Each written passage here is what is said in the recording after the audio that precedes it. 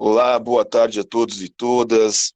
Hoje, na nossa série de eventos, falando de direito e sexualidade, temos a honra e o prazer de receber a professora Thais Emília de Campos dos Santos. Professora Thais, Thais, se eu errar alguma coisa, você me corrige depois, por favor, tá? Doutoranda em Educação, fundadora da ABRAE, Associação Brasileira Intersexo, e o tema do nosso bate-papo de hoje é diversidade sexual e as pautas da militância intersexo. Antes da gente começar, antes de passar a palavra para a Thais, eu, assim, acho muito importante e eu quis muito que Thais aceitasse o convite exatamente por isso, porque de todos os estudos que a gente faz, tudo aquilo que a gente trabalha dentro da área do direito, a gente percebe que a discussão do intersexo é uma das mais complicadas, porque tem muito pouco, ainda, desculpem o conflito da expressão, mas tem pouquíssimos trabalhos tratando do tema, a pesquisa é muito restrita, então acho que é extremamente importante trazer a Thais para falar um pouco aqui com a gente, principalmente, Thais, me corrijo mais uma vez, Thais, salvo o melhor juízo, é a presidenta da Associação Brasileira Intersexo hoje, né, Thais? Acertei até agora? Então, se eu falei besteira, Thais, você me desculpa, você me corrige. Thais, mais uma vez, muitíssimo obrigado em meu nome, em nome da Universidade Federal da Bahia, em nome dos meus alunos e pesquisadores do Grupo de Pesquisa Direito e Sexualidade, todos os presentes aqui que não são do grupo, convidados a acompanhar as atividades do grupo.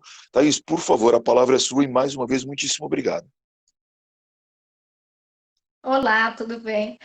Então, primeiro eu queria agradecer o convite, doutor Leandro, de estar levando a pauta intersexo, né, que é uma pauta tão invisibilizada. A única coisa, assim, eu não sou só fundadora da ABRAE, eu sou cofundadora. A ABRAE vem de uma história de um ativismo que começa em 2014, né, com poucos ativistas, eram 6. Então, lá estava Dione, estava Ernesto, Haru, Amiel, Alex e Shea.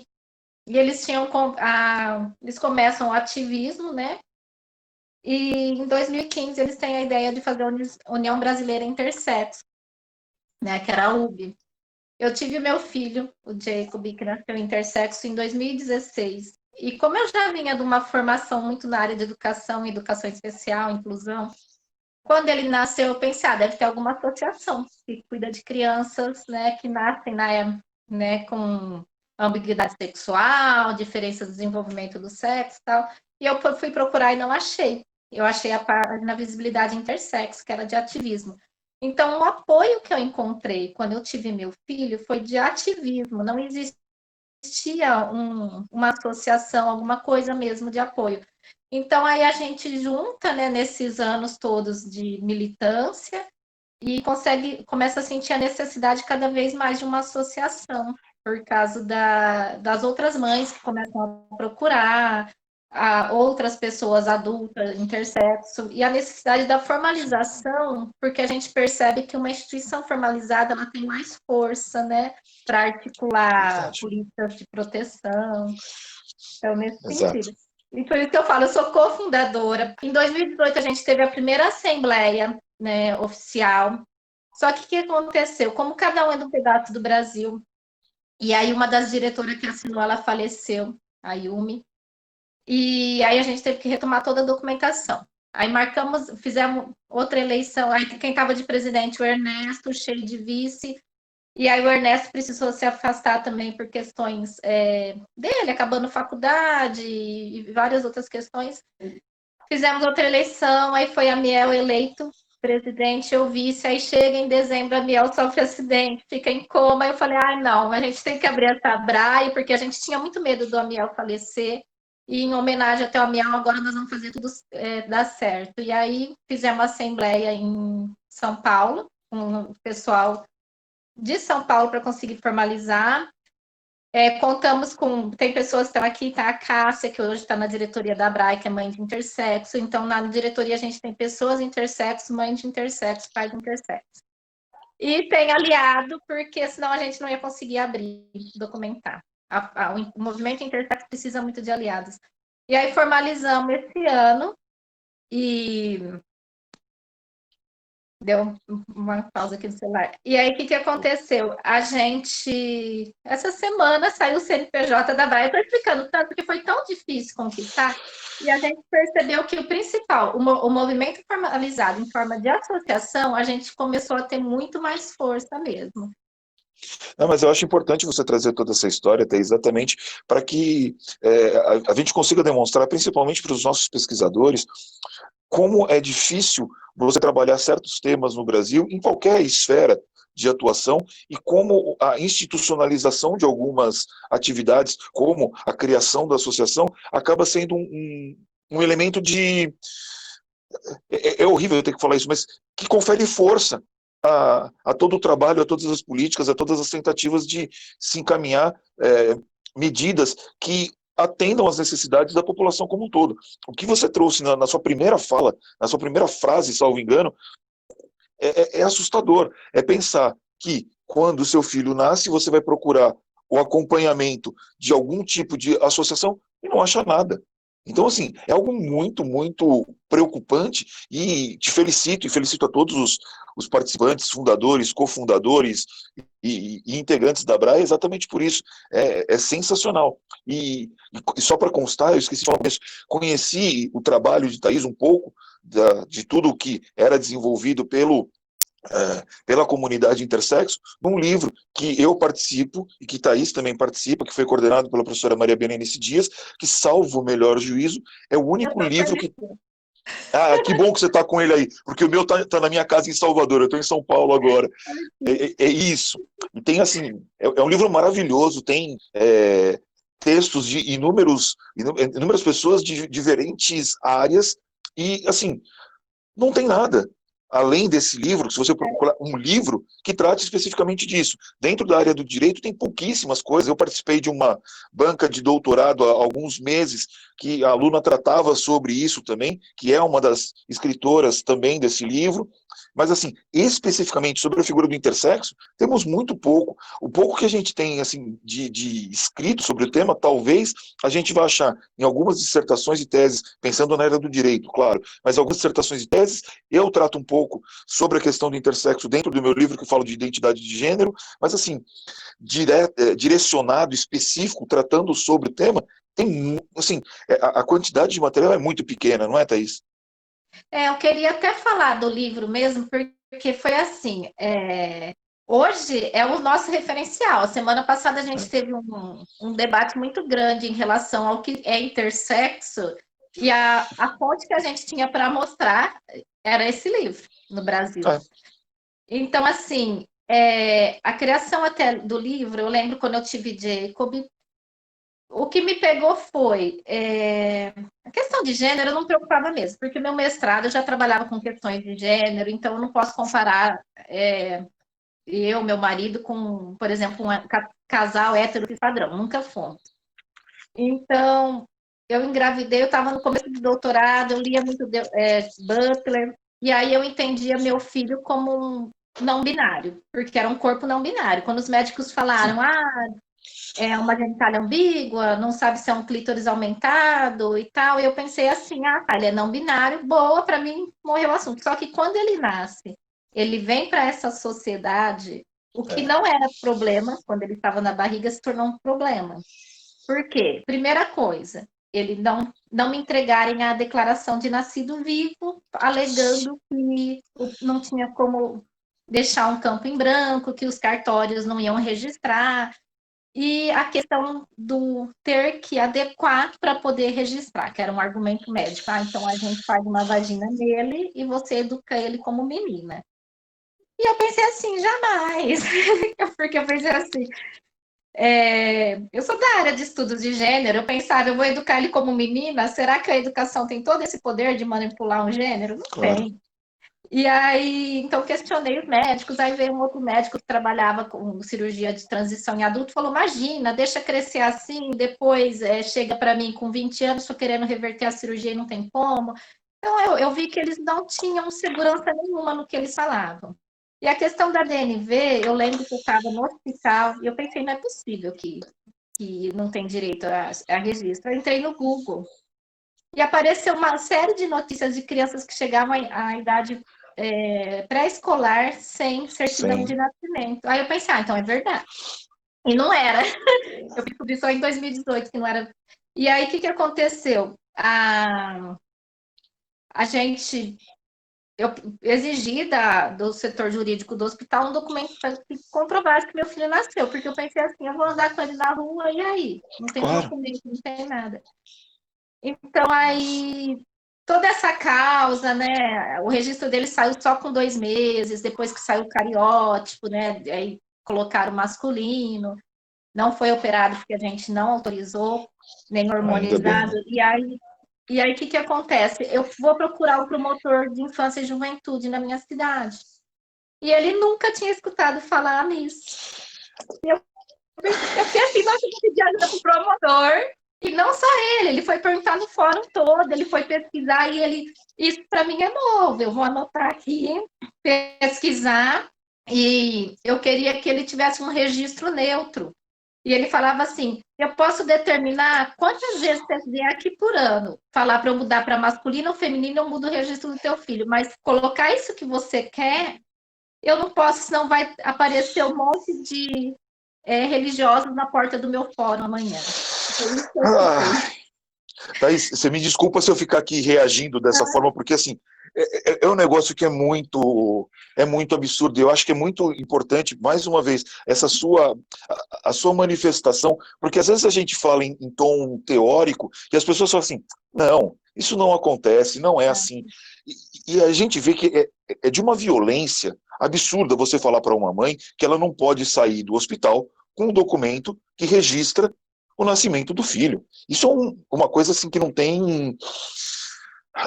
Eu fico abismado. Tanto é que o meu artigo nesse livro que nós Uhum. todos participamos fala exatamente sobre a responsabilidade civil em razão dessa questão da declaração de nascido vivo, né? Sim. De todo o preconceito que existe em razão dessa pseudo-necessidade de se colocar uma informação de nasceu homem ou nasceu mulher no documento, sendo que no registro de nascimento o espaço do sexo hoje ele é um espaço para ser preenchido, né? Um campo a ser preenchido. Então, assim, acho que esse teu relato, ele, ao mesmo tempo que ele elucida demais a situação, ele é estarrecedor. Eu vou pedir desculpas para você se você estiver me olhando e eu estiver reagindo dessa forma tão incomodada, é porque assim é muito absurdo a realidade que se tem que enfrentar nesse tipo de situação, né, Thaís? Sim. E aí, o que aconteceu? Na época, eu falei com o meu advogado, ninguém sabia me informar nada. Quem soube me informar foram ativistas. Primeiro, uma ativista trans, a Sara, que ela e os Sim. ativistas intersexo. Aí eu criei aquele grupo Estudos Intersexo por causa disso, que era Direitos Intersexo.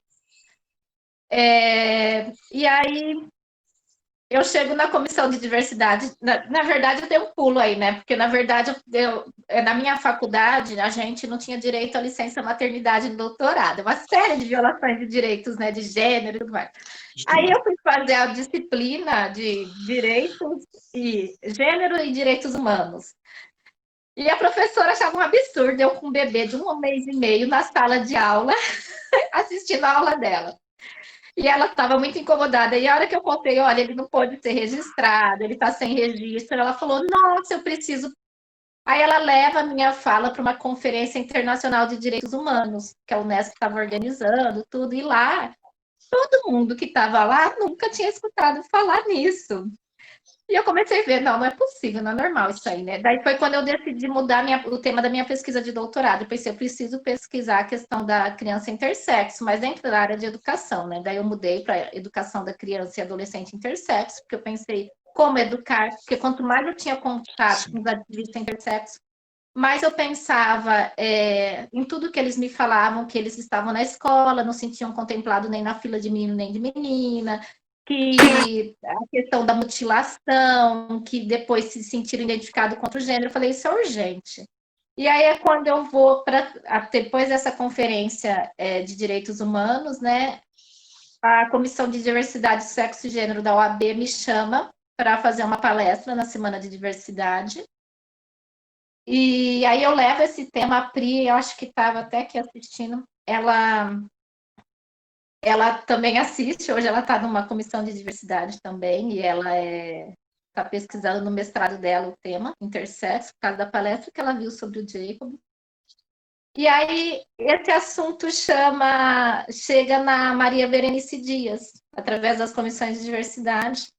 Ela já tinha uma preocupação, mas quando ela vê que o negócio está real, que ainda em 2016, já era 2017, aí eu tinha outras mães que me procuravam, que os filhos não eram registrados, que os filhos. A gente vê em São Paulo 3 cirurgias de mutilação genital por semana. E aí a gente vê que não são tão poucos bebês, são um em cada 100 nascimento. Aí ela vê que ela sente a necessidade da urgência de uma obra falando sobre intersexo. Aí ela organiza rapidamente essa obra. Eu falo assim, foi organizado muito rápido, é um tema bem complexo, mas eu falo que como traz autores da medicina, do direito, da Isso, sociologia. É uma coisa que eu falei para ela, é muito importante a gente colocar capítulos de pessoas intersexo. Então, tem capítulo do Amiel, da Kathleen, tem o meu, tem um capítulo só com os relatos, porque para não cair naquela de falar sem a pessoa exato. falar dela, né? Então, eu achei importante isso, ter colocado pessoas intersexo, né? A Miel é sociólogo e é intersexo, a Kathleen é intersexo, então tem capítulos, e de todas as áreas. Só que eu percebo que quando a gente tem um debate contra mutilação e a gente usa o argumento do livro, aí tem gente que fala, ah, mas o livro não é de genética, ele é de direito. A gente Ah, é? escuta isso. Aí ele tem que falar, mas tem capítulo da medicina e outra, mas eu falei assim, não é de genética, é de direito, mas não é sobre cromossomos, a gente está falando de pessoas. Quando a gente fala de intersexo, a gente está falando da pessoa, a gente não está falando do diagnóstico de. Então, assim, eu estou Perfeito. trazendo umas questões todas para tentar jogar para debate. E daí, quando entra na questão do registro civil, eu não sei, doutor Leandro, mas eu e toda a ABRAE, a gente teve acesso aquela resolução, né, aquela normativa de lei 12.662 de 2012, que fala sobre o campo ignorado na DNV, Sim. a gente não tinha conhecimento. Aí eu lembro que, aí eu engravidei logo em seguida, tive minha outra filha. Ela nasceu, a primeira coisa que eu quis olhar foi a DNV dela, como eles preencheram. Porque a do Jacob eles puseram masculino, depois puseram corretivo, riscaram, depois Nossa. escreveram anomalia sexual lá embaixo, foi bem assim, né? Alteraram todo o documento.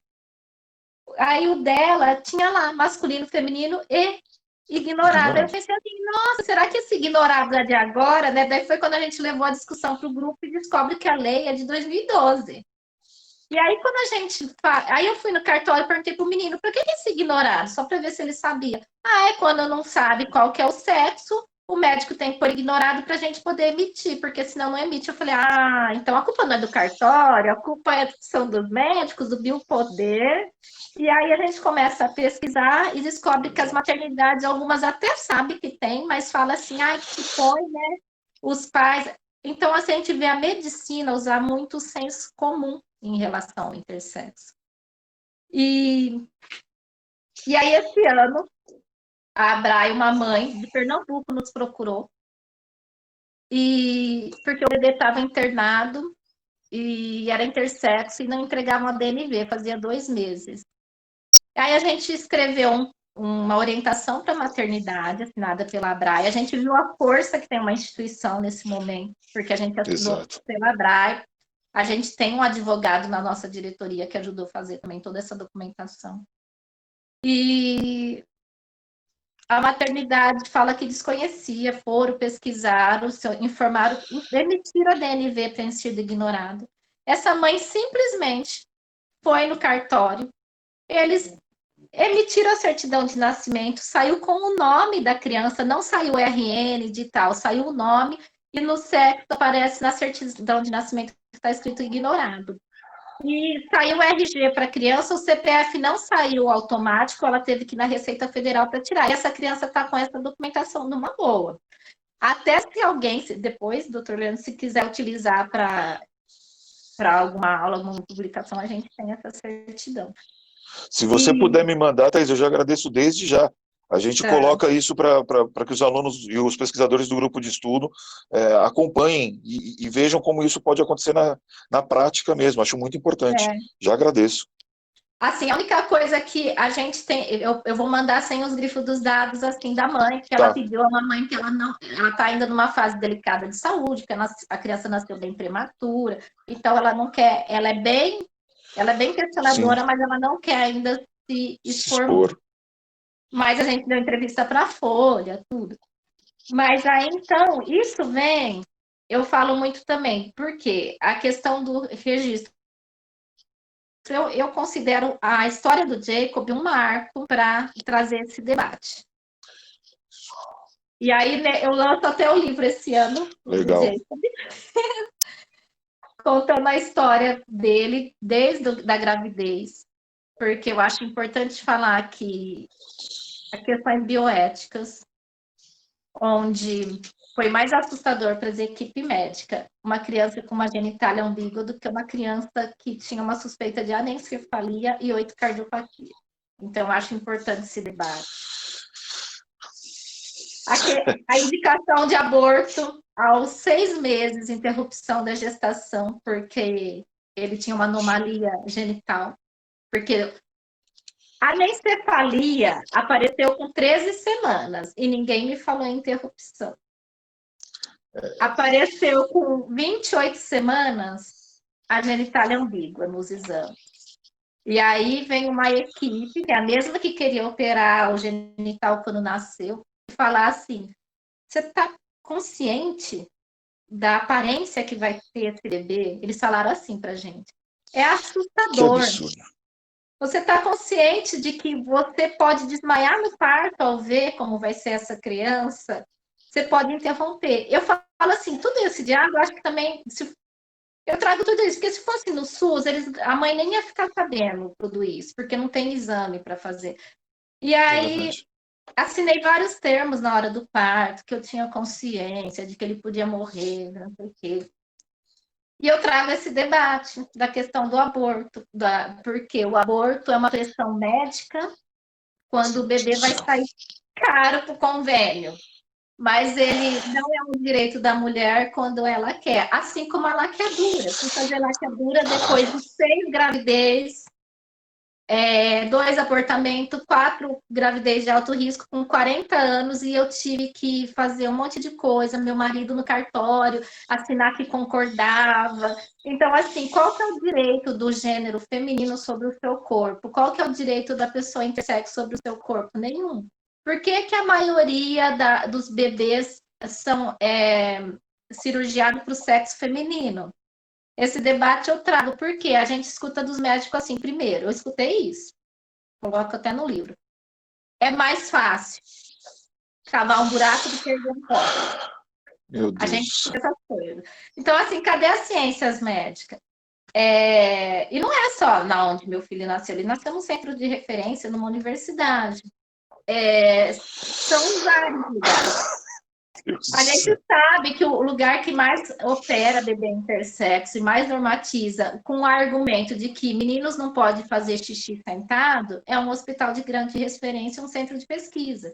Então, tudo isso tem que ser repensado. Quando a gente fala intersexo, às vezes as pessoas veem lá na sigla LGBTQIAP+, e de intersexo? Intersexo são os hermafroditas. Morre aí o assunto.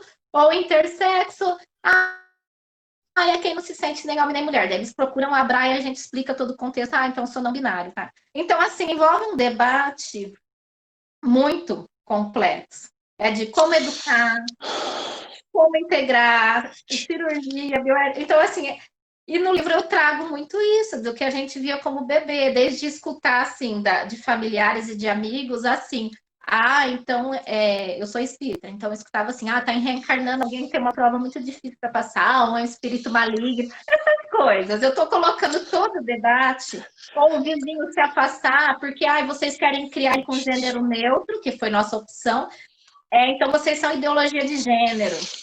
Então, tudo isso tem expressão mesmo. E a Cássia tá aí, ela é mãe de intersexo. A filha dela tem 20, acho que é 24, 25 anos. E se ela contar a história dela, ela vai falar o mesmo que eu, que tive um filho em 2016, porque não mudou nada o Gente, acompanhamento.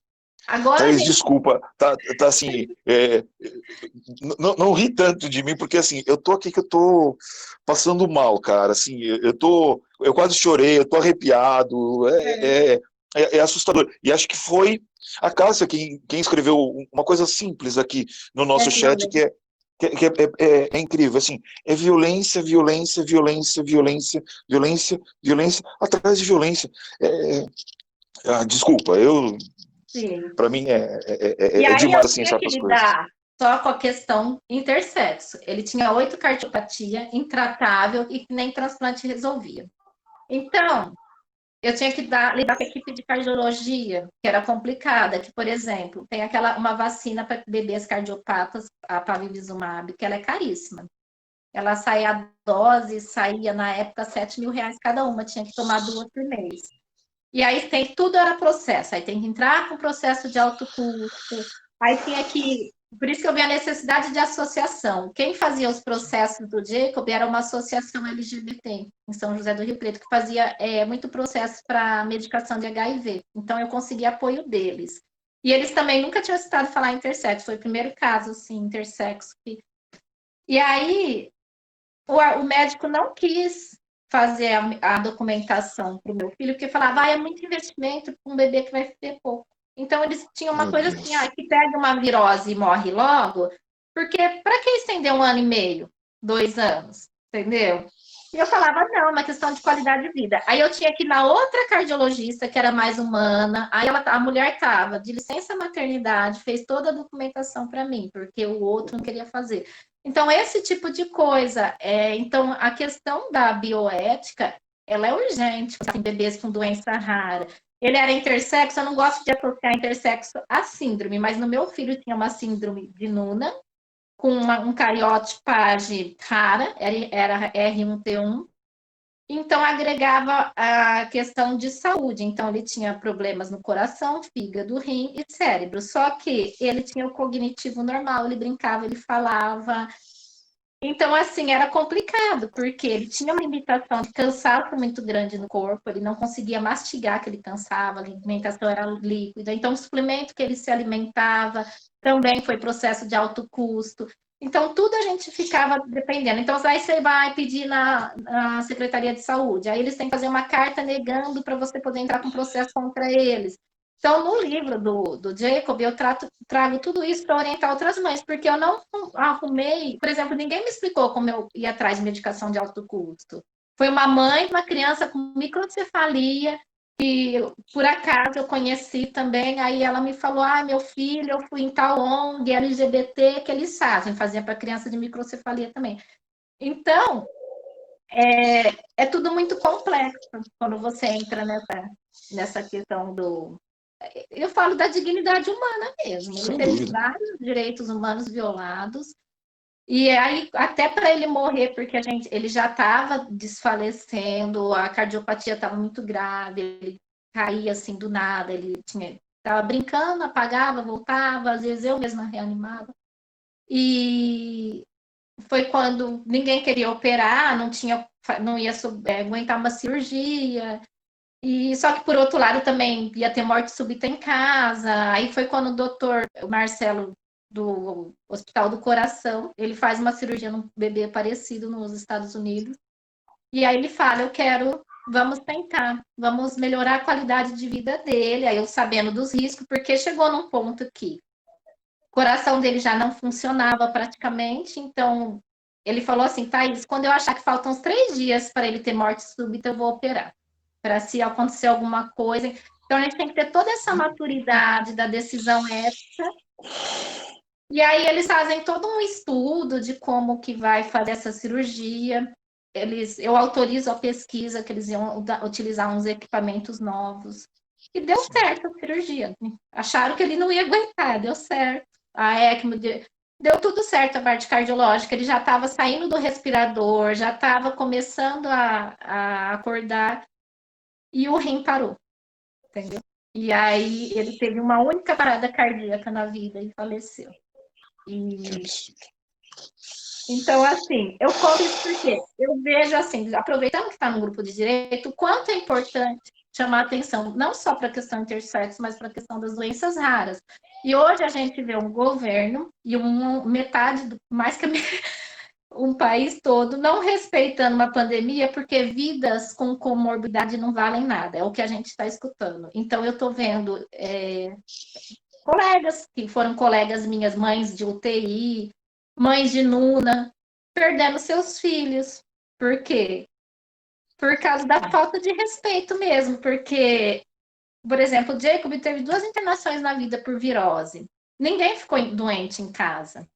E ele ficou. E até a infectologista falou, essa virose que ele tá, ninguém sente nada, só que a imunidade de uma pessoa cardiopata é tão fraca, que ele ficou em estado grave. Então, assim, eu vejo isso nesse momento atual. Essa falta de, tipo, vidas... Por que que a vida com comorbidade não tem valor para o governo? Porque ela é cara. Eu cansei de escutar isso quando meu filho estava vivo. É muito investimento para uma vida que vai viver pouco.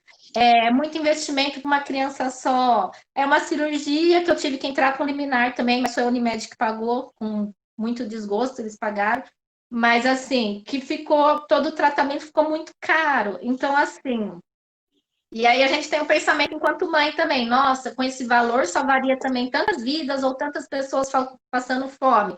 Então a gente fica todo esse conflito ético, assim como a mãe que está na fila do transplante fica também desesperada porque ela fica feliz porque chegou um coração para o filho dela, mas uma criança morreu. Então, assim, são vários debates. E vamos pensar, pessoa intersexo, nem todos têm alguma síndrome, alguma questão patológica, mas muitos têm. Então, a gente vai entender, por exemplo, a maioria dos intersexos tem hiperplasia adrenal congênita. Vai ter pressão alta, vai ter que usar corticoide todo dia, vai ter uma série de questões, então eles são considerados comorbidade. Então, nesse tempo de pandemia, a gente já teve da Abrai 2 pessoas com Covid, entendeu? E que a gente ficou desesperado porque tem comorbidade, se recuperaram. Então, teve os outros ativistas que a gente conhece, internacionais, que ficaram em estado gravíssimo. Então, assim, a gente, quando vê esse descaso com a pandemia, em relação à pessoa intersexo, afeta muito. Agora eu já falei muito. Não, sim. Parei a falar, joguei um monte de coisa. Eu estou falando mais como mãe, como ativista, do que como pesquisadora, Mas, de novo, Thaís, o teu relato é absurdamente importante. Assim, e se eu não estiver olhando o tempo todo aqui para ti, é que eu estou fazendo as minhas anotações aqui, tá? Não fique brava comigo, mas assim, estou anotando aqui milhares de coisas. Uma das coisas que você disse que é assustador pensar uma informação importante. Thaís, de que cidade você é? Só para pontuar para os nossos alunos. Agora, morando em São Paulo também. Mas a época. Eu morava em São José do Rio Preto. Por que eu fiz? São Paulo, não é uma cidade. É aí que eu ia chegar. É uma cidade avançada, medicina avançada, jurídica. Só para que as pessoas entendam, São José do Rio Preto é uma das maiores cidades do interior de São Paulo. Se você for pegar as grandes cidades do Brasil, fora as capitais, São José do Rio Preto é uma das grandes cidades do Brasil. É um polo econômico aquela região. Tem muito dinheiro, tem muita estrutura. A gente não está falando de uma cidade do interior em que não tem nada, em que você está sem nenhum tipo de amparo. A gente está falando de uma cidade muito grande, uma cidade que tem toda a estrutura. E acho que isso é uma coisa que importa também, porque se numa cidade grande a realidade é essa, a gente pode imaginar como não é a realidade em cidades menores do interior do Brasil, em que a mesma situação acontece e você não tem nenhum tipo de estrutura. Então, acho que isso é uma coisa muito preocupante que a gente tem que considerar. E acho que uma das coisas que mais me espanta no seu relato, Thaís, até agora, é os médicos se preocuparam com a hipótese, né, ou sugeriram o aborto quando constataram a condição de intersexo, mas não sugeriram o aborto quando constataram outras condições clínicas que o Jacob poderia ter, né? É uma coisa assim, eu não consigo entender. Eu tenho uma dificuldade tremenda em entender certas coisas. Thaís, você continua falando do que você quiser, por favor, tá? Incrível. Eu estou tentando acompanhar aqui as informações pelo chat que tem aqui no na plataforma, mas assim, tá complicado, eu não estou conseguindo não. Eu queria que você fizesse uma explanação rápida, e acho que essa é tecnicamente uma das mais complicadas que, pelo menos no meu entender, e que gera até mesmo conflito entre o grupo de militantes, entre a militância intersexo.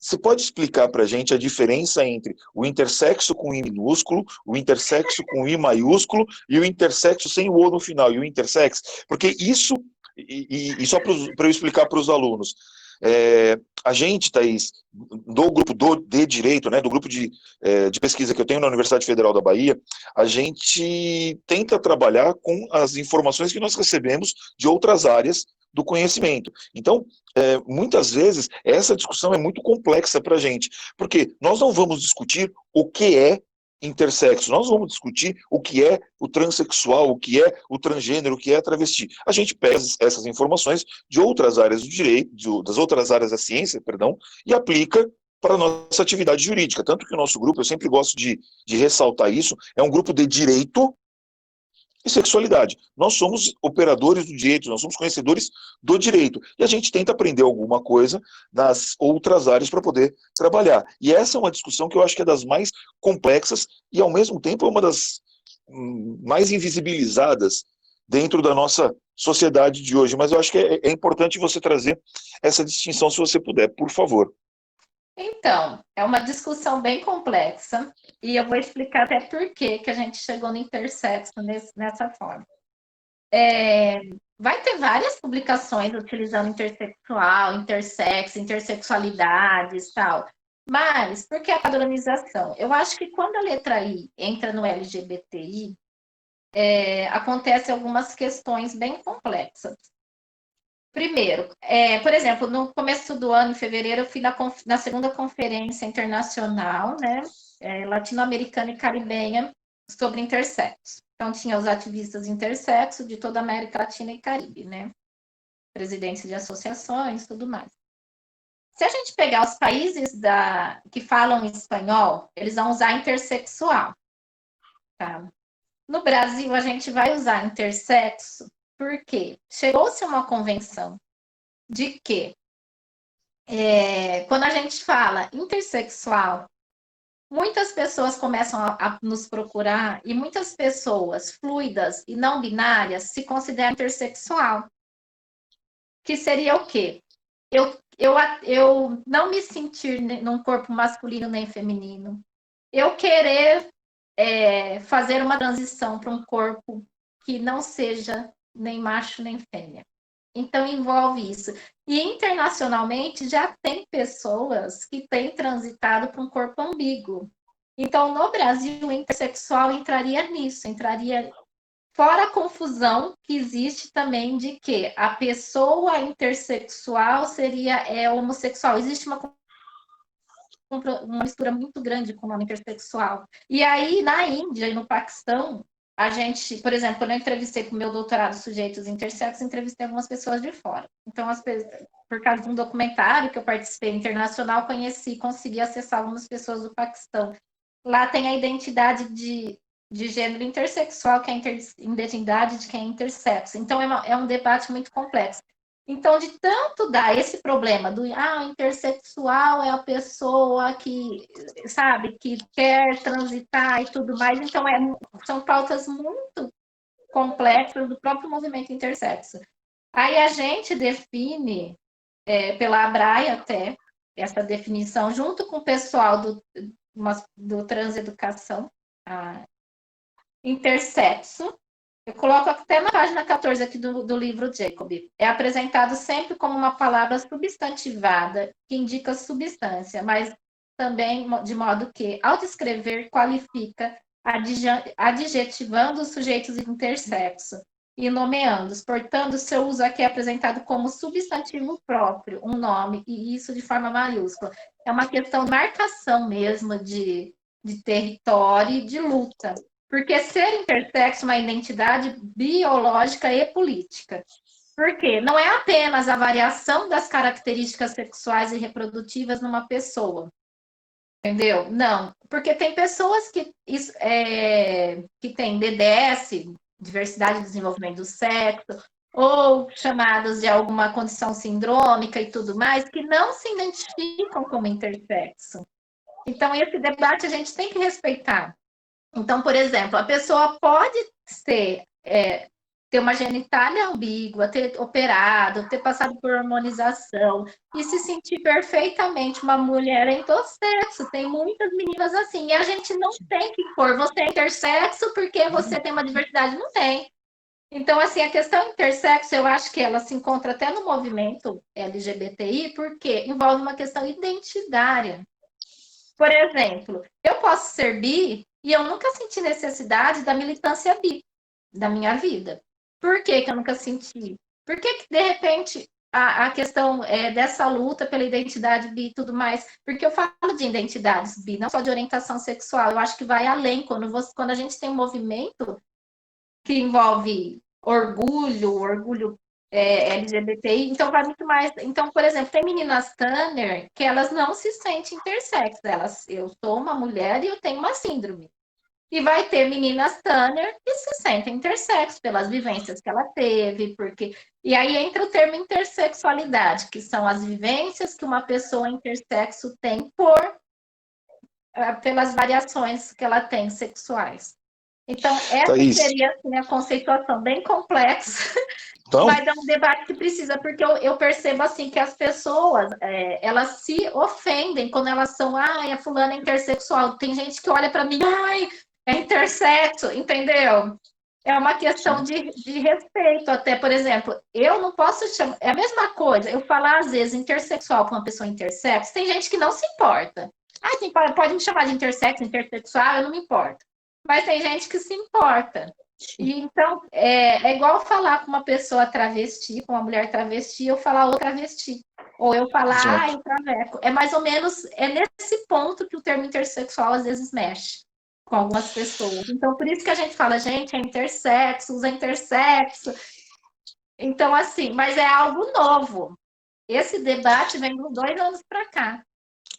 E assim, eu vou até confessar, tem alguns meses, acho isso, eu estava acompanhando as conversas lá do nosso grupo de WhatsApp, assim, e dentro do grupo rolou essa discussão e eu fiquei acompanhando, eu falei assim, gente do céu, porque assim, para quem não está inserido 100% dentro do contexto, você fala assim, peraí, eu não tinha pensado nisso, deixa eu pensar nisso aqui, e o ponto de vista que é utilizado por cada uma das vertentes são pontos de vista que você tem que considerar. E assim, acho que é importante para os nossos alunos entenderem o grau de complexidade do que a gente está falando. Se até mesmo dentro da militância existe uma dificuldade de você ter um posicionamento uniforme, por assim dizer, para nós que não somos efetivamente da militância, que não somos estudiosos efetivamente da sexualidade, mas sim de direito, isso é muito complicado, isso dá um trabalho enorme. E acho que por isso que é tão importante essa sua conversa, esse nosso bate-papo. Daí você usou uma expressão agora há pouco que eu acho que é importante você fazer uma pequena tradução aqui. Você falou de menina Turner. Traduz para a gente, por favor. Turner é uma síndrome que ela vai ser 40x, 45x0. Então, ela vai ter um x a menos no cariótipo. Então, o que, que acontece? Aquelas desenvolvimento sexual secundário, ela não vai ter uma genitália ambígua, ela vai nascer, vai ter vagina. Só que acontece que o útero e o ovário pode não desenvolver, a maioria não menstrua, muitas são inférteis, vai ter uma baixa estatura, não vai desenvolver muito seio, a não ser que elas tomem hormônio feminino. Então, elas têm que tomar hormônio de crescimento desde a infância. Na adolescência, tem que usar hormônios para o desenvolvimento sexual mesmo, tal. Por isso que algumas meninas Tanner se consideram intersexo, porque elas têm que tomar hormônio para poder desenvolver o corpo. E Sim. outras não, porque elas pensam, eu não tenho uma genitália ambígua, então eu não sou intersexo. E é uma discussão, a semana passada teve até uma discussão muito grande, por causa de um vídeo que a Johnny Freitas fez sobre Tanner, e umas meninas Tanners ficaram muito incomodadas por serem Sim. chamadas de intersexo. E aí outras Tanner ficaram, não, mas eu sou Tanner, sou intersexo. Deu um debate enorme. E aí a associação Nacional de Tanner me procurou para conversar, foi muito legal. Não, é E ela ótimo falou, isso. tá, chegou nesse ponto. E aí foi legal a postura da presidente lá, porque ela falou assim, Thaís, ela viu os comentários, porque chegou a ser intersexfóbico. Ela disse, eu não sou isso, imagina, um medo. Aí a gente, são só variações, tem gente que se identifica, outras não, mas elas não querem ser, as meninas que reclamaram, elas não querem ser relacionadas a intersexo. Para elas, isso denigre. E aí, quando faz um vídeo falando, eu falei, mas tem livro, tem. Até no capítulo do Magnus aqui, ele coloca uma tabela que Tanner intersexo, tanto que ele põe intersexo, DDS, por quê? Conforme a pessoa quiser ser chamada. E aí ela até falou assim: nossa, eu falei para as meninas, a gente luta contra o preconceito em relação à nossa síndrome e vocês agiram com preconceito em relação à outra luta. E aí deu um debate legal e isso resultou que a gente vai ter uma live Que legal. em julho com vai estar geneticista, vai estar doutor Magnus, vários médicos, vai estar pessoal da Associação de Tânia, Associação Intersexo, justamente para discutir a questão de identidade, é algo pessoal. Exatamente, é muito, muito interessante. E, de novo, tentando fazer essa conexão para os nossos alunos e pesquisadores do direito. Tudo isso que a Thaís trouxe até agora, que ela falou de cariotipagem e tudo mais, de menina Turner, isso está relacionado a um aspecto de análise genética, né, que vai ter suas consequências depois até mesmo na construção física, em alguns casos da pessoa, mas tudo isso é analisado geneticamente. E aí, acho que é importante a gente considerar isso, né, Thaís? Só dá para descobrir todas essas informações que você está trazendo se efetivamente você tiver acesso a um acompanhamento médico, um acompanhamento clínico minimamente adequado. De novo, o exemplo que eu usei. Se a gente está falando das cidades do interior, do interior, do interior do Brasil, que mal hospital tem, não vai ter como a gente fazer um acompanhamento com tanta acuidade técnica como a Thaís está relatando aqui, né? E acho que é importante a gente falar sempre, Thaís, da relevância da ABRAE e aquilo que você trouxe lá no começo, né? Quando se tem uma associação, parece que você tem eu não sei se essa é a palavra mais adequada, mas assim, uma consolidação de tudo aquilo que você trabalha, né? Parece que quando se vai procurar, se procura associação, quando se vai discutir, se procura associação. Então, deixa de ser um grupo de pessoas que militam, que estudam, que buscam, e passa a ter como se fosse um ponto de encontro em que as pessoas podem se socorrer na hora de uma necessidade, né? Eu acho que isso é muito importante. E, ao mesmo tempo, para os nossos pesquisadores e estudantes de direito, isso mostra como o tema é relevante e como o direito pode contribuir para que a gente tenha uma real atenção à dignidade da pessoa humana, como a Thaís trouxe lá no começo. Então, é muito relevante todas essas informações que você traz, Thaís, para que a gente possa entender um pouco melhor como é essa realidade. Acho que na sua fala, para os nossos alunos do direito, fica claro a quantidade de situações em que a gente tem ofensas à dignidade da pessoa humana, ofensas aos direitos da criança e do adolescente, ofensas aos direitos da mulher gestante ou da mãe, ofensas à relação entre pais e filhos impostas, muitas vezes pelo Estado ou até mesmo pelos órgãos médicos. Então, assim, o desconhecimento, a ignorância de informações básicas, elementares sobre esse tema, gera como consequência inúmeras ofensas, né? E você relatou, assim, uma série de ofensas que estão no dia a dia das pessoas que têm que lidar com o Estado ou com os médicos, simplesmente por uma questão como qualquer outra, que poderia ou deveria ser tratada como qualquer outra é tratada. Qualquer tipo de situação médica que a gente possa encontrar na sociedade, ela faz com que os médicos se preocupem em achar as melhores soluções para lidar com aquela situação. E pelo que você relata para a gente aqui, é evidente que nem sempre a preocupação do médico é essa, né? E dos planos de saúde, como você traz, né? Muitas vezes a preocupação é em minorar gastos e não em cuidar daquele paciente. Isso é assustador. Eu sei lá, eu fico até um pouco sem palavras aqui com o que eu estou falando. Eu não sei nem se eu fui claro com o que eu disse, porque assim, a gente fica maluco com tudo que você acaba de trazer, Thaís. Thaís, deixa eu te fazer uma pergunta aqui, antes de você continuar, que eu acho que é muito importante.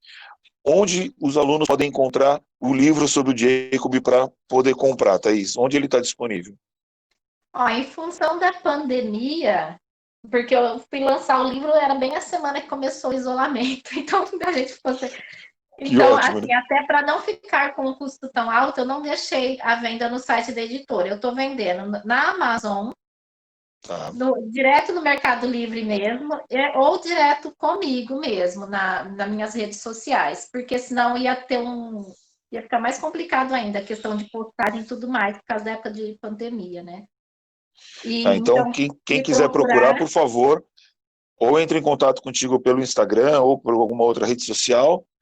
O seu Instagram, Thaís, repete, é é thaís.beto, é isso? Thaís.beto.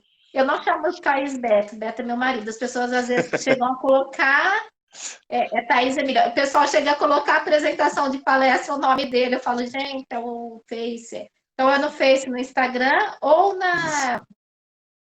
pelo Amazon também. Não, já avisado aqui, então, a todos.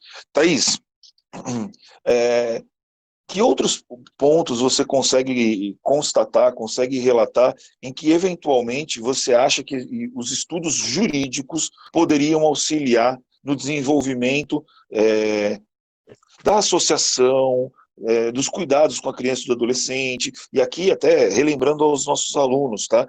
O mais assustador de tudo isso que a Thaís fala é que se a gente olha na Constituição, a Constituição fala que criança e adolescente têm direito a um cuidado, a um tratamento, a uma atenção prioritária, absolutamente prioritária, acima de tudo. E quando a gente discute esse tema, fica evidente que isso está longe de ser uma realidade. Mas, enfim, Thaís, tem algum ponto específico que você acha que seria interessante que os estudos fossem dentro da área do direito, é claro, que os estudos fossem desenvolvidos, direcionados, que pode ajudar até mesmo no pensamento de trabalhos de conclusão de curso, dissertação de mestrado ou tese de doutorado dos pesquisadores e estudantes do nosso grupo de pesquisa. Tem algum ponto que você ache pertinente? Então, no direito, eu acho que dá um debate muito amplo e complexo, mas eu vou trazer alguns pontos. Eu vou trazer primeiro as duas principais pautas da militância intersexo, que é não mutilação de bebês intersexo e a não hormonização compulsória. Existem síndromes que, se não tomar hormônio, a criança vai a óbito. Por isso que a gente sempre fala, gente, tem que ir realmente no endócrino, na consulta tal, mas a questão de gênero, ela não é urgente. A gente fala várias coisas. Exato. Criança não faz sexo, para que eu vou fazer uma vagina na criança? São cirurgias irreversíveis, então pensar muito bem. Então a gente pensa no quê? A questão do registro civil, porque a gente acredita que uma criança podendo ser registrada como intersexo, ou sexo diverso, ou neutro, o que for, que não seja nem masculino nem feminino, vai proteger essa criança de sofrer as mutilações. Porque o argumento das mutilações são: a gente tem que definir um sexo para registrar. E a escola, a gente tem que fazer a cirurgia antes de entrar na escola, senão vai sofrer bullying. Eu penso, que bullying? Ninguém anda, a criança não vai ficar pelada na escola. E aí, eu estava pensando, né, a resolução, antes disso, a lei, né, que tem do registro civil, né, a 6.015 de 1973, Isso. ela é muito antiga. Parece que eu não sou do direito, mas eu vou falar de forma simples. Ela fere alguns princípios da Constituição Federal e do ECA quando ela exige o registro do sexo e tudo mais. Na Sem dúvida. Argentina, eles falam assim: teve uma época que quando nascia tinha que declarar religião. E eles entendem que não precisa mais. Então, eles entendem que eles estão lutando lá para não declarar sexo no nascimento. E eles acham que eles vão conseguir na Argentina. Porque eles estão tramitando, lá está muito mais avançado o debate do que aqui. A gente pegando esse bebê, que a gente conseguiu a certidão de nascimento sem sexo, eu acho que é o momento do pessoal do direito aproveitar que saiu essa certidão para tentar lutar por algumas coisas, né? Thaís, deixa eu até fazer um relato aqui que é importante para os nossos alunos, e eu não sei se E como você falou de direito internacional, acho que é relevante e talvez possa ajudar até mesmo nas atividades da ABRAE. E já tinha deixado isso claro lá no outro grupo lá atrás e, mais uma vez, eu me coloco absolutamente à disposição de vocês para aquilo que for necessário. Mas tem duas coisas que são muito importantes que a gente precisa considerar aqui. Primeira questão, essa informação, ou essa questão de deixar o campo do sexo em branco, que é ou em branco, ou com alguma outra informação, como indeterminado, indefinido, o que quer que seja, que é um grande tabu aqui no Brasil, isso já esteve na legislação alemã durante muito tempo, e a legislação alemã, né, o PST, que é a legislação que trata dos registros de personalidade na Alemanha, ela determinava que poderia deixar homem, mulher ou o espaço em branco. E aí a Suprema Corte Alemã determinou que se colocasse alguma informação ali, porque em branco seria uma ausência. Então, isso já foi discutido no mundo. Há quem sustente que não tenha necessidade dessas informações nos documentos. E um terceiro ponto, que eu acho que é preponderante a gente falar, você relatou a legislação argentina, né? A legislação argentina e a legislação uruguaia aqui na América do Sul são das mais evoluídas, tratando das questões atinentes à identidade de gênero como um todo, né? Inserindo dentro desse contexto tanto a figura do intersexo quanto a figura dos transgêneros, tá? Ou do transexual, né? Sem criar muita discussão quanto a isso no momento. Mas é importante notar também que em Portugal, agora em 2018, saiu a lei 38 de 2018, que fala especificamente sobre essas questões atinentes.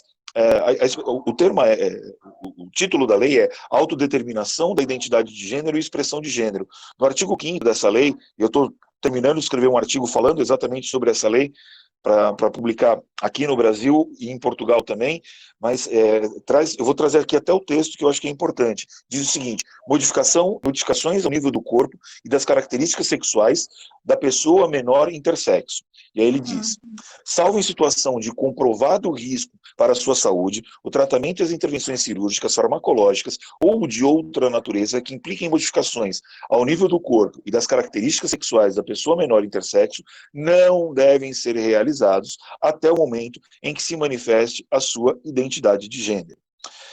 E eu quis trazer isso, fazer essa leitura, espero que não tenha ficado muito enfadonho para quem nos acompanha, mas isso tem muito a ver com o que você acabou de falar, né, Thaís? Qual é a necessidade, óbvio, se não for uma questão que possa colocar em risco a vida daquela pessoa, mas qual é a necessidade de se fazer uma operação de caracteres sexuais externos de uma criança? Só para atender uma necessidade social baseada em um conceito do passado que hoje em dia já não tem nenhum sentido. Então, acho que tudo isso serve para mostrar, e atrelando as informações que você trouxe, né, do que o direito pode ajudar, isso já é discutido no mundo, isso já é tratado no mundo, e nós aqui no Brasil estamos, assim, muito atrasados no tratamento legislativo desse tema, né, Thaís? Sim, no próprio livro Intersexo tem um capítulo do direito que traz os países que já estão mais adiantados, né? Alemanha, Austrália, Canadá, França, Isso. Holanda, Índia, Nova Zelândia e Nepal. E a gente tem a Malta, o país de Malta, que é o único que tem uma lei de proteção específica à pessoa intersexo. Lá na Argentina, o pessoal de Malta estava lá também nessa conferência. E é muito interessante. Eu vi países como a República Dominicana, tá mais, a gente pensa às vezes que o Brasil está muito mais avançado que o Brasil em termos de proteção da pessoa intersexo. E aí eu fico pensando assim, primeira coisa, essas duas pautas que são autonomia e autodeterminação da pessoa intersexo, porque às vezes no Brasil, quando a gente vai debater a questão de num registro neutro, por exemplo, ano passado, o Conselho Nacional de Justiça, pelo FONINGE, eles estavam discutindo o registro de bebês intersexos. Aí chamaram eu e a Miel para participar das reuniões. Sim. E a gente propôs que o ignorado ignora uma série de questões esse termo. Então, a gente queria um termo melhor, queria intersexo. Só que aí eles queriam um termo diverso, porque alguns juízes pensam na pessoa... Porque eles têm demandas, né, de pessoas trans não binárias, e que seria interessante o termo diverso, já que é tão difícil qualquer mudança no Brasil, então eles já conseguiriam trabalhar melhor. E a gente achou legal. Mas aí a gente pegou e falou assim, sabe qual? É que o Brasil não registra sexo, ele registra gênero. Então, se eu registro masculino e feminino, talvez diverso seja mais apropriado. Mas eu não registrar macho, fêmea, intersexo, de certa forma, eu tiro a liberdade de gênero das pessoas. E a liberdade sexual, porque não é só a pessoa intersexo que está tendo um gênero imposto, quando eu ponho que um bebê intersexo é masculino, que foi o caso do meu filho, mas a criança trans, que ela é Também. registrada masculino, e aí a gente faz o movimento trans e o intersexo no Brasil, um tem muito apoio do outro. A parte trans, o movimento trans acolhe muito o movimento intersexo. E porque a gente entende que a criança intersexo ela é trans por imposição, porque a Sim, partir do momento que ela não é registrada no sexo dela e ela é hormonizada, ela teve uma transição imposta. E aí, o mesmo país que impõe que uma criança intersexo passe por uma transição biológica de registro civil e de hormônio, não proíbe o bloqueio hormonal em crianças que estão lá na hora que vão tomar banho, elas com 7, 8 anos, a gente sabe a realidade da criança trans, ela chega a tentar cortar o pênis fora, se mutilar, exato. porque ela não quer aquele corpo. E aí a gente vê a criança intersexo, o contrário, no mesmo país. E que aí ela tem que esperar fazer 18, 20, 21 anos, a criança trans, para poder falar sobre o corpo dela, e a criança intersexo, ela é oprimida desde o começo e nunca pode falar nada. Então, todo esse debate, eu acho que tem que ter no direito, da questão da autonomia corporal. No meu doutorado em educação, eu falo da importância de educar e das consultas para que a criança seja empoderada, a Sim, ter autonomia. A gente vê muito hospital referência, onde o atendimento com a psicóloga da criança intersexo, a mãe está junto. Essa semana, 3 meninas intersexo de 20 a 22 anos me procuraram porque, mas eu fui operada na adolescência. Mas também foi assim, né? Na consulta com a psicóloga, a minha mãe estava junto. Eu não ia falar perto da minha mãe que eu queria ser menino, né? claro. A minha mãe ia ficar triste. Aí agora elas estão com 20 poucos anos, sofrendo num corpo que não contempla. Então, a gente Exato. pensa em tudo isso. Então, assim, em todo esse debate, né, seria necessário pensar na autonomia, na integridade física, nos direitos, assim, na Declaração Universal de Direitos Humanos. A gente se apega muito nessa lei de 2012 para conseguir alguma coisa. Sim, Mas, mesmo assim, a gente sabe que na prática ela funciona muito pouco.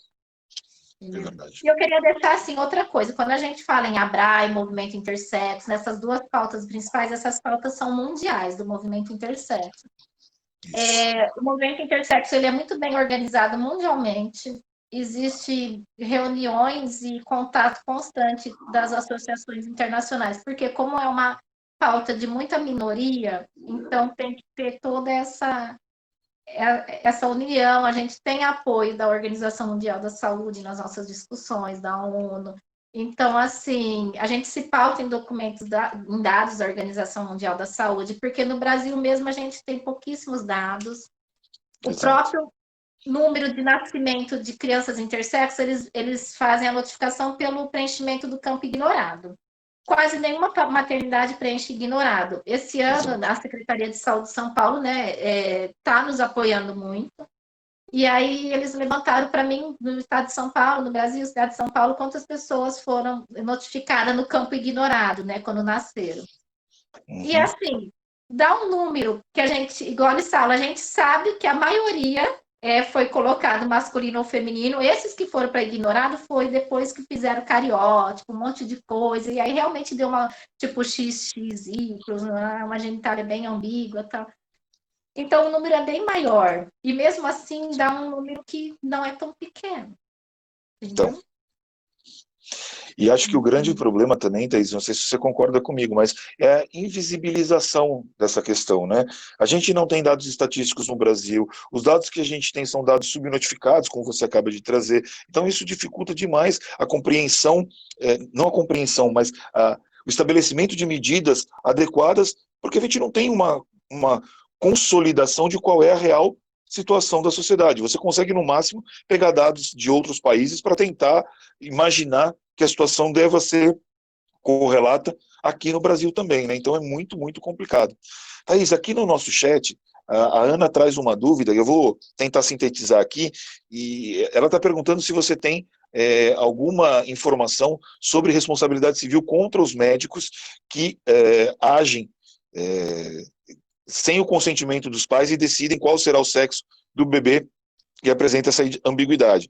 E ela falou que chama atenção o fato de, em São Paulo, do Judiciário de São Paulo, não ter informações acerca do tema. E antes mesmo de você responder, essas questões da responsabilidade civil, eu trato no meu livro, que fala sobre responsabilidade civil, entre outras coisas, que é originário da minha tese de doutorado. Então, se alguém estiver procurando alguma coisa para estudar a questão jurídica, tá, tem alguns caminhos que eu tento traçar nesse meu livro, que chama Identidade e Redesignação de Gênero. Então depois eu vou ver, ele está aqui do meu lado, já eu pego e mostro para vocês também, tá bom? Para quem não é do grupo de pesquisa que está nos acompanhando aqui, o pessoal do grupo de pesquisa já está acostumado a trabalhar com ele. Mas diga aí, Thaís, você tem alguma informação nesse sentido? Você sabe de alguma coisa desse lado?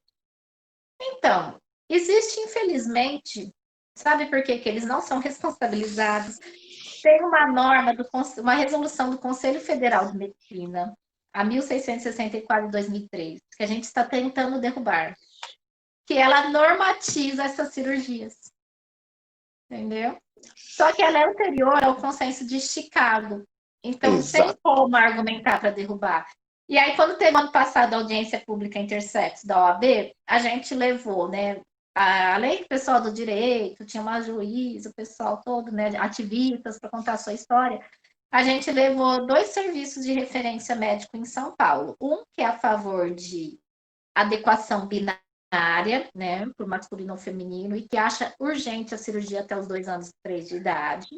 E o outro que trabalha com a escuta da pessoa intersex, e quando essa pessoa começar a expressar um desejo sobre o corpo, querendo ou ficar como é, ou transitar para masculino ou feminino, isso seria o apropriado. E teve um confronto, um debate lá, né? Inclusive a audiência pública ela fica no link da OAB no YouTube, dá para assistir, são 7 horas, vai assistindo aos poucos, mas é interessante. E em cima dessa audiência pública, a gente tem intenção porque quando acabou, teve a proposta de um dos médicos de que, já que tem 2 serviços médicos trabalhando de forma tão antagônica, não está na hora de rever essa normativa, essa resolução? Então, infelizmente, esses processos não ocorrem porque tem essa resolução do Conselho Federal de Medicina e tem o pai e a mãe que, teoricamente, concordou com aquilo e assinou. Então, Thaís, vamos lá. A hora Mas eu que não sei da talvez... parte de direito, as especificidades, eu estou falando assim, o que vem para nós na prática. Então vamos lá, ó. Eu até peguei aqui do lado. Esse aqui é o meu livro, tá? Eu trato de identidade de gênero com uma forma ampla, e um dos pontos que eu trago aqui nesse livro é exatamente a questão da responsabilidade civil. E uma das coisas que eu trabalho nesse livro é exatamente as questões das indenizações. E nisso que você está falando, a gente tem alguns pontos interessantes a tratar que podem, de alguma forma, ajudar. A gente, além de responsabilizar ou discutir a responsabilização dos médicos, vou até dividir como eu tento fazer aqui no livro, a gente pode responsabilizar o Estado por todas as negligências e toda a leniência do Estado. A gente pode pensar em responsabilizar o médico que eventualmente não tomou todos os cuidados necessários. Mas existe um outro ponto, que esse aqui é um pouco mais delicado, mas que a gente também tem que considerar. Em teoria, se pode pensar até mesmo na responsabilização dos pais, em caso de uma imposição na realização ou da operação, ou de um tratamento hormonal, ou qualquer coisa que o valha. Então, é claro, são questões extremamente complexas para a gente tratar, mas que, em teoria, todas elas podem ser consideradas.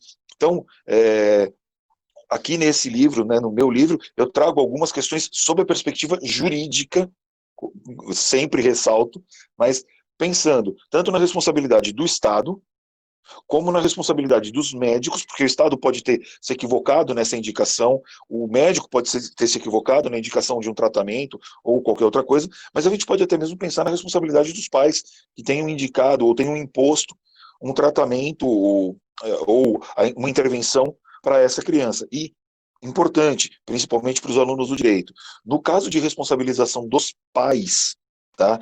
Caso de responsabilização dos pais especificamente, esse prazo ele só começa a ser contado a partir do momento em que essa criança atinge a maioridade civil. Então, isso é um ponto preponderante para a gente considerar, porque quando a gente está discutindo as questões relativas ao direito, a contagem dos prazos é uma coisa que sempre gera algum tipo de discussão. Então, acho que isso é bastante importante, e acho que eu também preciso fazer algumas atualizações já no livro. O livro está na segunda edição, para a terceira edição, preciso atualizar ainda mais, porque as coisas vão acontecendo. A gente está falando, e relembrando uma coisa que você disse, né, Thaís? Você comentou o caso de uma das pessoas que nos acompanha, eu acho que foi o caso da Cássia, é isso? Ela está aí. Isso, o Até caso se da ela Cássia, puder que é, falar como que os médicos falaram com ela, porque assim, a gente tem relato assim, a criança foi levada urgentemente para UTI, deram anestesia, deram um calmante para a mãe e a criança já voltou operada. A gente tem que relatos absurdo. assim. Então, assim, Isso é muito absurdo, se você for parar para pensar, é muito e a absurdo. mãe está no pós-parto, ela está num momento ainda Que, delicado. que muitas vezes ela não tem condições psicológicas plenas para poder tomar uma decisão dessa natureza, né? E Então, como isso acontece? Deixa eu ver aqui. Cássia, se Cássia estiver aí, Cássia quiser se manifestar, Cássia, seria um prazer poder contar aqui com com o seu relato, tá? Se você estiver aí, Cássia, ainda, por favor, abra seu microfone, abra seu vídeo e fale com a gente aqui comigo e com Thaís. E depois, Thaís, Baixa um pouquinho o vídeo quando eu falar aqui. aqui acho que Cássia apareceu. Tudo bom, Cássia? Um segundo só. E Thaís, depois, se você me permitir, eu gostaria de encaminhar para a Abrai, principalmente para a Abrai, mas também para você, uma cópia do meu livro, tá? Porque eu acho importante que a gente dê subsídios para que os profissionais do direito possam agir de acordo com aquilo que é o necessário para todos os grupos. E se de alguma forma a gente puder ajudar, acredito também que posso me colocar à disposição se eventualmente a Abrai precisar de um parecer técnico, qualquer coisa vinculada ao direito, tá? Esse livro que eu mostrei aqui para vocês, os meus alunos já sabem disso, eu tenho muito prazer em dizer isso, foi um dos livros que foi citados pelo STJ na primeira decisão que autorizou a mudança de nome e gênero nos documentos da população trans sem a realização de intervenção cirúrgica. Então, acho que pode ajudar de alguma forma. Então, desde já, Thaís, já me coloco mais uma vez à disposição e depois te encaminho um exemplar, pelo menos para deixar aí na Abrai, para que vocês possam, se de alguma forma puder ajudar, eu estou à disposição. Mas, Thaís, antes de você voltar a falar, então, Cássia, conta para a gente, se você puder, claro, esse relato que Thaís indicou, por favor. Então, oi, gente, tá me ouvindo? Eu abri aqui, tá? Estamos sim. No meu caso, assim, não houve esse problema grave de mutilação, não chegou a isso no caso da minha filha. Mas como se deu? É como você falou, nasceu bebê, a mãe tá lá, digamos, numa situação, tá se recuperando, tá em defesa, não tá plena, né? De todas as suas capacidades. Aí chega para você, abre a porta do quarto, chega para você dois doutores de branco, sabe? Eles vêm assim com uma certa suavidade na fala, alegria, dizendo que tá tudo bem, né? Então você fica em paz. Só que avisaram para mim, olha, mãe, vamos aguardar uns 15 dias o resultado do exame de sangue ficar pronto. Aí você decide se registra para você registrar como menino ou menina. Então, isso está fazendo aí. Minha filha está com 26. Nossa. Eu conheci Thaís há 1 ano e meio, mais ou menos. Então, foi só conhecendo Thaís, conversando, trocando muita história, que eu compreendi o que aconteceu 25 anos atrás. E o pior, eu acabo sabendo que continua tudo igual. Né? Então, assim, não foi falado na palavra intersexo. Só foi falado, fizeram alguns exames de características físicas, coisa muito simples, tá? Depois fizeram um exame de sangue E aí falou, pode, saindo o resultado do exame, você registra. Foi só isso. Mas eles vêm falando assim, com total certeza de que está tudo bem. E você olha ali, 2 doutores de branco na sua frente, sabe? Eles têm aquela placa assim, sou doutor, tenho a voz, tenho autoridade e tal. É Exato. assim. Aí você fala, tá bom, é assim. E fica tudo bem. Quer dizer, nunca houve um questionamento. Aí não houve um acompanhamento. O tanto que deveria, né? Digamos. No caso da minha filha, ela só fez cirurgia porque o testículo estava, como que se fala, Thaís? Teve que descer o testículo. Eles falam que estava interno. E fez cirurgias e depois tomou muito hormônio, muito. Só falaram, precisa tomar hormônio, porque assim vai o desenvolvimento normal, saudável. Mas nunca houve uma explicação adequada. Eu nunca soube exatamente o porquê do porquê. É tipo, nasce assim. Tá doente, vamos tomar um remédio. É bem assim, tá? Tá doente, vamos tomar um remédio. Essa era a noção que a gente tinha. E, gente, hoje minha filha é uma mulher trans. É o que Thaís falou. Ela transacionou de gênero, mas de um modo obrigatório. Foi impulsionada a. Porque quando era lá atrás, desde o nascimento, a coisa não foi vista detalhadamente, não foi discutida, não foi pesquisada. E como que o médico não sabe? Fala para mim.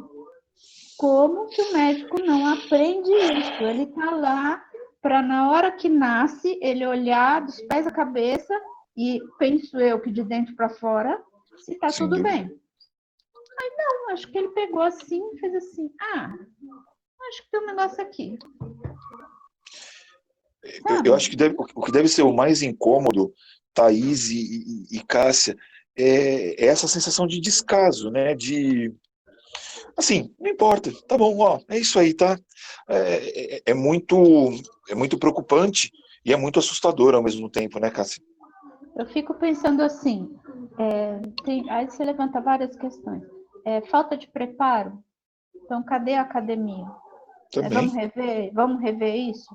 Porque a gente sabe que ele sai, principalmente com relação às pessoas LGBTQIA+, toda essa sopa de letrinha, nas academias, na faculdade, nos estudos todos, não tem informação, não tem aulas específicas, não tem material, não tem.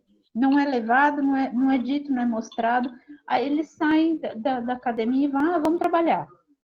Entra uma pessoa LGBT na sala, ou vai tratar, ou vai cuidar disso, daquilo, não sabe nem como é que fala, que nome usa, não sabe o tratamento. E daí para mais começa uma série de descasos e de desconhecimento.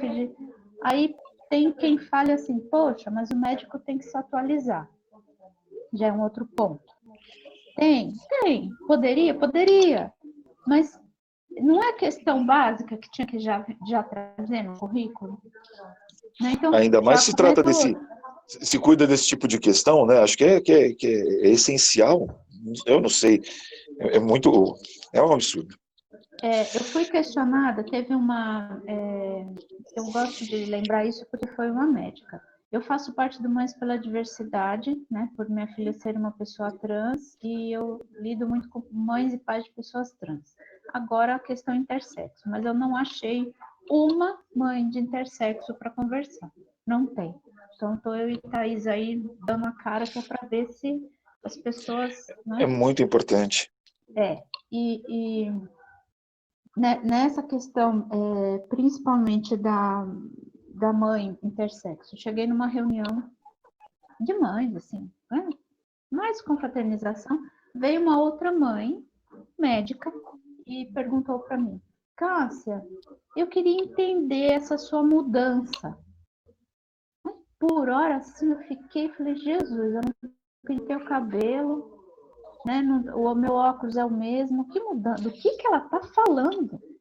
E ela, explica para mim. E eu falei, gente, eu falei para ela, olha, desculpa, mas que mudança você está vendo em mim? Me fala, porque, né, faz tempo que a gente não se vê, eu não estava. Eu falei, essa coisa de você agora ser mãe de intersexo. A pergunta foi bem essa. Que absurdo, Deus. As palavras, eu me lembrei as palavras que eu vou repetir. Essa coisa agora de você ser mãe de intersexo. É como se você tivesse acordado um dia, né, Cássio? Assim, não tenho o que fazer, deixa eu fazer vou criar aqui uma nova coisa para cuidar da minha vida.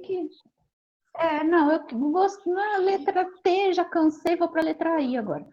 Então, e a pessoa é médica. Exato. Então, eu fiquei com essas duas questões na minha cabeça. Ela saiu despreparada, com certeza, né? Como muito, a culpa não é dela, mas é dela. Ela saiu despreparada e ela não se atualizou. E eu acho que nesse caso, Cássio, não sei se você e Thaís concordam comigo, assim, a ignorância é pior. A ignorância é pior porque alguém que teria que saber, não sabe. Tudo bem, teria condições de saber, teria condições de pesquisar. A gente não está falando de alguém que não tem acesso, que não tenha condições técnicas, que tenha alguma sorte de limitação para chegar a essas informações. Não, é claramente alguém que não está nem um pouco preocupada em ter uma melhor compreensão do que a gente está tratando, não é? Pois é, aí é horrível porque eu me deparo com essas questões, eu fico me lembrando que isso faz 26 anos e eu fico revoltada porque está tudo igual. Eu acho que esse o ponto é o mais assustador. Eu tinha até anotado aqui para relembrar isso. Se, o teu relato e o relato de Thaís, quando a gente coloca os dois juntos, mostra o quanto o Estado como um todo, o quanto a população como um todo, com todos, são totalmente... não estão nem aí, para usar a expressão popular, com a coisa. Que, se a gente for parar para pensar, o relato que você traz é um relato que tem mais de 25 anos, e o relato que Thaís traz é um relato que tem menos de 5 anos, e nada mudou. A sociedade muda, a sociedade evolui, a medicina evolui, tudo evolui. Só que a atenção a coisas que são essenciais, elementares, nucleares, continuam sendo ignoradas. Então, acho que é muito importante que você, Cássia, que você, Thaís, que a Abrai como um todo, coloque mesmo, dê um rosto para essa realidade, para que a gente possa começar a tentar fazer com que isso mude em alguma medida na nossa sociedade, porque é um número muito grande de pessoas que padecem das mesmas agruras que vocês padecem.